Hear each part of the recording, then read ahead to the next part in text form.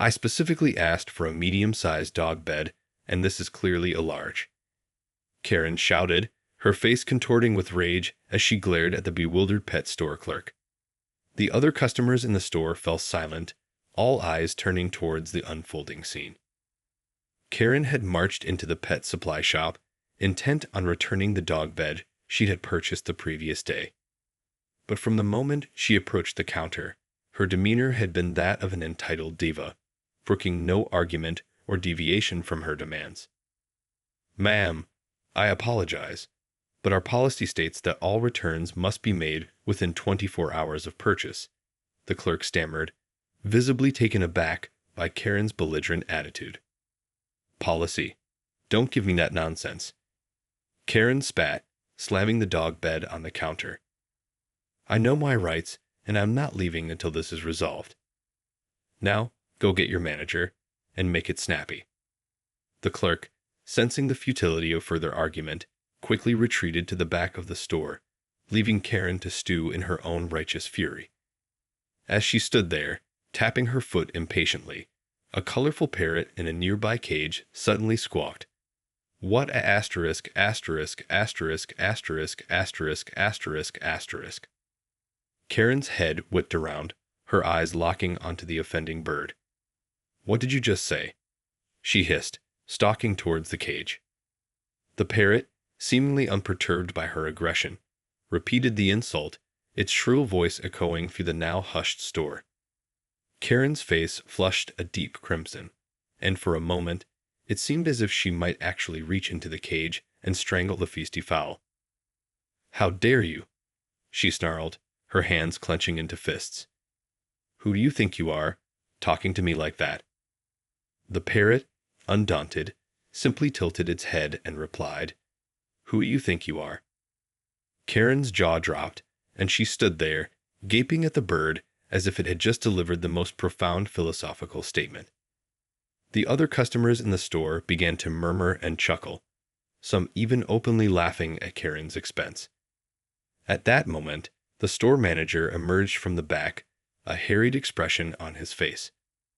"Ma'am, how can I assist you?" he asked, bracing himself for the onslaught. Karen whirled around, her attention momentarily diverted from the infuriating parrot. "Finally," she exclaimed. "This store has sold me the wrong size dog bed, and I demand a full refund, plus compensation for my time and stress." The manager opened his mouth to respond, but before he could utter a word, the parrot erupted in a cacophony of insults, hurling a stream of profanity-laced tirades at Karen. The other customers erupted in laughter, some even recording the spectacle on their phones. Karen's face twisted in a mask of pure outrage, and for a moment it seemed as if she might leap over the counter and throttle the bird with her bare hands. But instead, she spun around and stormed out of the store, her designer handbag swinging wildly as she went. As the door slammed shut behind her, the parrot's final, triumphant cry rang out. "Good riddance, you asterisk, asterisk, asterisk, asterisk, asterisk, asterisk." The drive home was a blur for Karen, her mind consumed by a whirlwind of emotions. Rage, humiliation, and a sense of profound injustice all vied for dominance as she gripped the steering wheel with white-knuckled fury. "How dare that insolent bird insult me?" she fumed, her manicured nails digging into the leather. And in front of all those people, the nerve of it. As she pulled into her driveway, Karen's anger only seemed to intensify. She slammed the car door behind her, stomping up the walkway and fuming all the way. Once inside, she flung her purse onto the couch and began pacing back and forth, muttering under her breath. "This is unacceptable," she growled, her mind racing. "That store is going to pay for this. No one humiliates Karen Jameson and gets away with it." Striding over to her laptop, Karen began furiously typing, her fingers flying across the keyboard. Within minutes, she had composed a scathing review of the pet store, painting a vivid picture of her mistreatment and the insolent parrot's behavior. "This place is an absolute disgrace," she typed, her words dripping with venom. The employees are rude and incompetent, and they allow their animals to insult and belittle their customers. I will never set foot in this establishment again, and I urge everyone I know to steer clear as well." Satisfied with her handiwork, Karen posted the review on several online platforms, knowing that it would only be a matter of time before the store's management took notice. She then turned her attention to social media, crafting a series of angry posts about her ordeal. "Can you believe the nerve of this place?" she wrote, accompanied by a photo of the dog bed. "They sold me the wrong size, and then their parrot had the audacity to insult me. I'm so done with this incompetent business. Share this so everyone knows to avoid them." As Karen's posts began to garner likes and shares, she felt a sense of vindication wash over her. "That'll teach them to mess with me," she muttered, a smug grin spreading across her face. But little did Karen know, her actions were about to set off a chain of events that would ultimately lead to her undoing. A lesson in the perils of letting her entitled behavior spiral out of control. The next morning, Karen awoke feeling somewhat triumphant. Her scathing reviews and social media posts had already begun to gain traction, and she was confident that the pet store's management would soon be feeling the heat. "That'll teach them to cross me," she muttered, taking a sip of her coffee as she scrolled through the comments on her latest post. Many of her friends and followers had expressed outrage at the store's behavior, and Karen couldn't help but feel a sense of vindication. However, her smugness was short-lived as she received an unexpected call from the store's manager. Steeling herself for another confrontation, she answered the phone with an icy tone. "This is Karen Jameson. What do you want?" "Ms. Jameson, I'm calling to apologize for the incident at our store yesterday," the manager replied, his voice surprisingly calm and measured. "We take customer satisfaction very seriously, and we're deeply sorry for the way you were treated." Karen was momentarily taken aback by the manager's conciliatory tone, but she quickly regained her composure. "Well, it's about time you acknowledged your mistakes," she snapped. "I expect a full refund, plus compensation for my time and the stress you've caused me." Of course," the manager replied. "We'd be happy to refund the cost of the dog bed and provide you with a gift card to make up for your inconvenience. And we'd also like to invite you back to the store to select a new bed on us." Karen's eyes widened in surprise. You're what? You're actually going to give me what I want?" "Absolutely," the manager said. "We value our customers, and we're committed to making this right. When can you come by the store?" Karen paused, her mind racing. She had fully expected to have to fight tooth and nail to get what she wanted, but the manager's willingness to capitulate had caught her off guard. "Well, I suppose I could come by this afternoon," she said, a hint of uncertainty creeping into her voice. "Excellent," the manager replied. "We'll be here waiting for you. And again, please accept our sincere apologies for the inconvenience." As Karen hung up the phone, she felt a strange sense of unease. The manager's conciliatory attitude had thrown her off balance, and she couldn't shake the feeling that there was something more to this than met the eye. Nonetheless, she quickly pushed those doubts aside, already mentally calculating the value of the gift card she would be receiving. With a self-satisfied grin, she headed to the bedroom to get ready for her return trip to the pet store. As Karen strolled into the pet store, she couldn't help but feel a sense of triumph.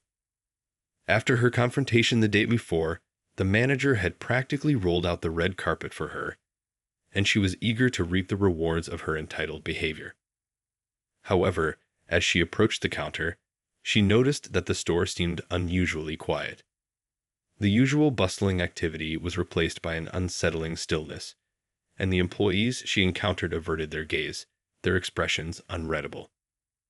Undaunted, Karen strode up to the counter, a smug smile plastered across her face. "I'm here to collect my refund and gift card," she announced, her tone dripping with condescension.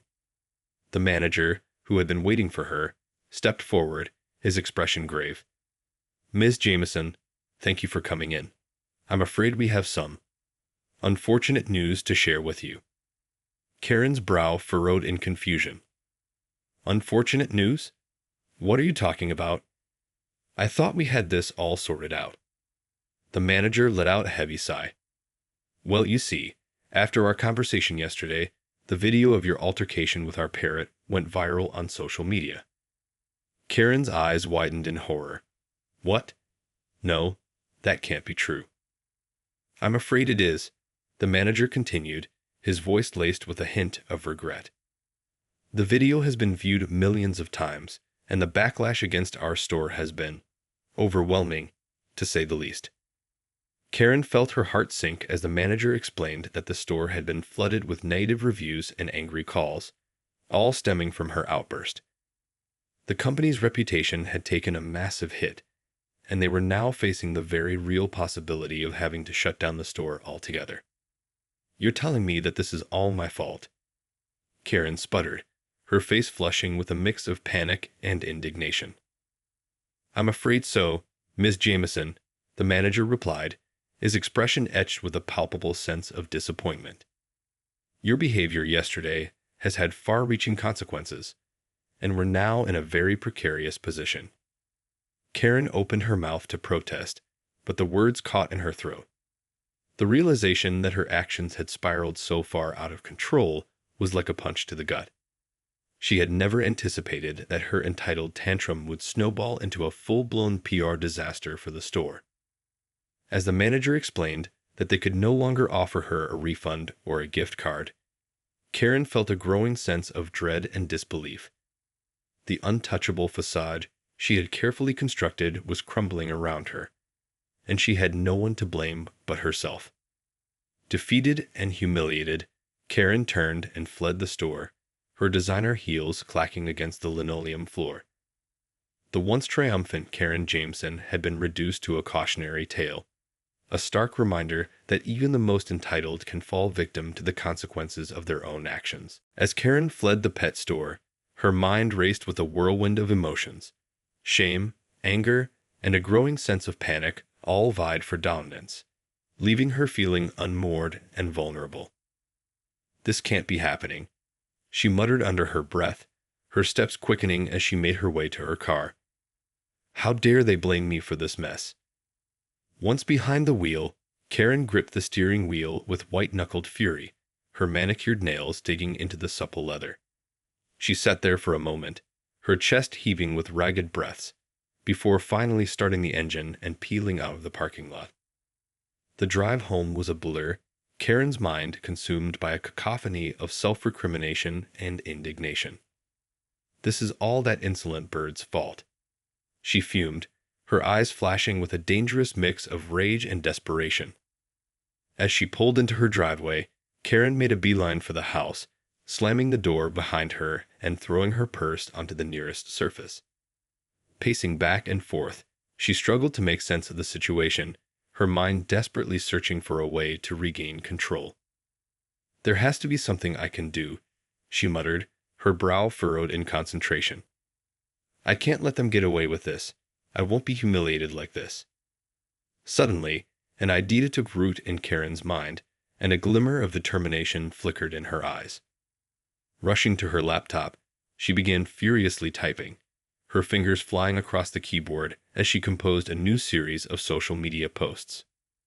Outrageous, she wrote, her words dripping with venom. The pet store is trying to blame me for their own incompetence and the actions of their unruly animal. Well, I won't stand for it. Accompanying the post was a carefully curated video, edited to present the incident in a way that made her appear the innocent victim. Karen watched with satisfaction as the likes and shares began to accumulate, a sly smile tugging at the corners of her mouth. That'll show them, she murmured, her confidence beginning to return. No one messes with Karen Jameson and gets away with it. But as Karen continued to stoke the flames of outrage on social media, she remained oblivious to the growing tide of public opinion that was rapidly turning against her. The more she fought to control the narrative, the more she alienated those around her, setting the stage for an even more dramatic downfall. In the days that followed, Karen's social media campaign to vindicate herself only seemed to make the situation worse. As her posts continued to go viral, The backlash against her grew exponentially, with people from all walks of life weighing in to condemn her entitled behavior. "This woman is the epitome of Karen privilege," one comment read, blaming everyone but herself for her own actions. Pathetic. If she had just accepted responsibility and apologized, this could have all been avoided, another user chimed in. Instead, she's doubling down on her bad behavior. Unbelievable.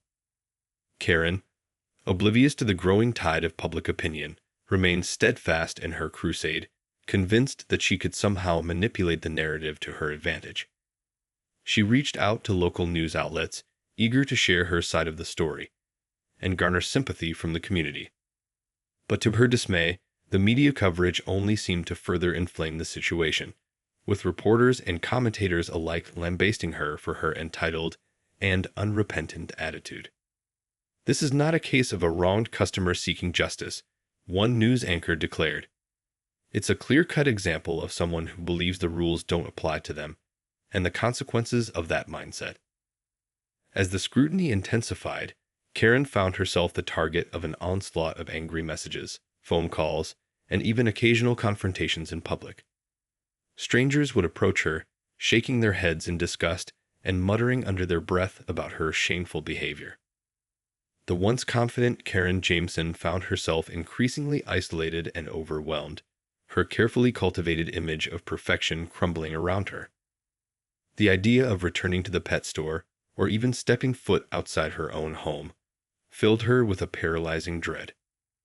Holed up in her house, Karen found herself sinking deeper into a spiral of self-pity and despair. She had never anticipated that her entitled outburst would have such far-reaching consequences, and the realization that she had no one to blame but herself only compounded her anguish.